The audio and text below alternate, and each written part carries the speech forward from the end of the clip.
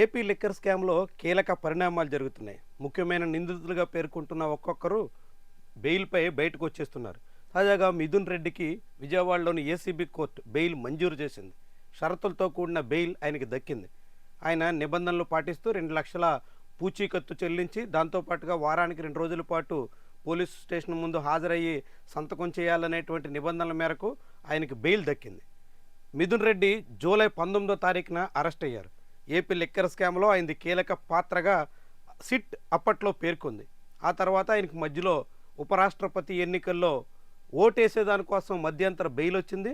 దాని తర్వాత ఆయన సెప్టెంబర్ 11వ తారీఖున మళ్ళీ కోర్టు ముందు సరెండర్ అయ్యారు. ఇక అప్పటి నుంచి కోర్టులో ఆయన బెయిల్ కోసం ప్రయత్నం చేస్తున్నారు. ఎట్టకేలకు కోర్టు ఆయన బెయిల్ని అంగీకరించింది. ఇప్పుడు ఆయనకు బెయిల్ మంజూరు కావడంతో ఈరోజు లేదా రేపు విడుదలయ్యే అవకాశం అయితే కనిపిస్తుంది. ఇదే సమయంలో మిథున్ రెడ్డికి తోడుగా చెవిరెడ్డి భాస్కర్ రెడ్డి బెయిల్ వ్యవహారం కూడా కొలిక్కొస్తుంది. చెవిరెడ్డి భాస్కర్ రెడ్డి, సజ్జల శ్రీధర్ రెడ్డి, వెంకటేష్ నాయుడు వీళ్ళందరి బెయిల్ పిటిషన్ కూడా విచారణకు వచ్చాయి. విచారణ ప్రక్రియ పూర్తయింది. తుది తీర్పు వెలువడాల్సి ఉంది. అయితే తీర్పుని ప్రస్తుతం కోర్టు రిజర్వ్ చేసింది.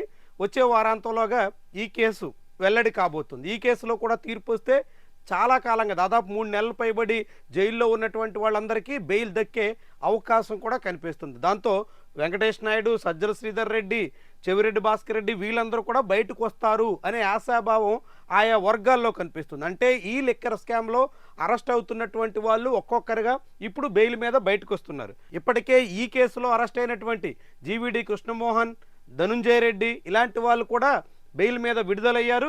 ఇప్పుడు మరికొందరు కూడా వరుసగా విడుదలయ్యే అవకాశాలు కనిపిస్తున్నాయి. అయితే లిక్కర్ స్కామ్ దీంతో నీరు గారిపోతున్నట్టేనా? లిక్కర్ స్కామ్ చుట్టూ రాష్ట్ర ప్రభుత్వం చేసినటువంటి హడావిడి అంతా ఇక ముగిసిపోతున్నట్టేనా అనే చర్చ సాగుతోంది. లిక్కర్ స్కామ్ ద్వారా చాలా పెద్ద తిమింగలాలు పట్టుకుంటామని, ఇది చాలా లోతుల్లో ఉందని, అనేక వ్యవహారాలు దీంతో ముడిపడి ఉన్నాయని ఆంధ్రప్రదేశ్లో సిట్ చాలా హంగామా చేసింది. కానీ ఇప్పుడు తీరా ఈ కేసు క్రమంగా నీరు గారిపోతున్నట్టుగా ఒక్కొక్క కోర్టు తీర్పును బట్టి వెల్లడవుతుంది. వీటన్నిటికీ మించి 11 కోట్ల రూపాయలు సీజ్ చేశామన్నట్టుగా కేసిరెడ్డికి సంబంధించినటువంటి కేసులో సిట్టు అడ్డంగా బుక్ అయిందనేటువంటి అభిప్రాయం కూడా ఉంది. ఇట్లా అనేక ఉదంతాల ద్వారా క్రమంగా లిక్కర్ స్కామ్ చుట్టూ సాగింది ప్రచారమే తప్ప అసలు అందులో పట్టు లేదు అనే మాట వినిపిస్తుంది. వైఎస్ఆర్సీపీ మొదటి నుంచి చెప్తున్నట్టుగా ఈ కేసు కేవలం దురుద్దేశపూరితం, లక్ష్యపూరితంగా కొంతమందిని ఇరుకుని పెట్టడానికి చేసినటువంటి ప్రయత్నం అనేటువంటి వాదన బలపడే దిశలో కనిపిస్తుంది. అయితే బెయిల్ మంజూరు కావడానికి, కేసు నీరుగారిపోవడానికి సంబంధం లేదు. అనేక కారణాలతో బెయిల్స్ మంజూరవుతాయి.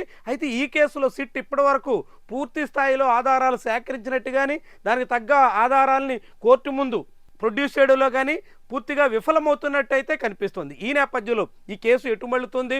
ఒక్కొక్కరుగా బెయిల్ మీద విడుదలవుతున్నటువంటి తరుణంలో ఇక పెద్ద తిమింగలాల్ని, అసలు నిందితుల్ని పట్టుకుంటామంటూ ఇన్నాళ్లుగా పెద్ద మాటలు చెప్పినటువంటి ప్రభుత్వ పెద్దల తీరు ఎటు సాగుతుంది?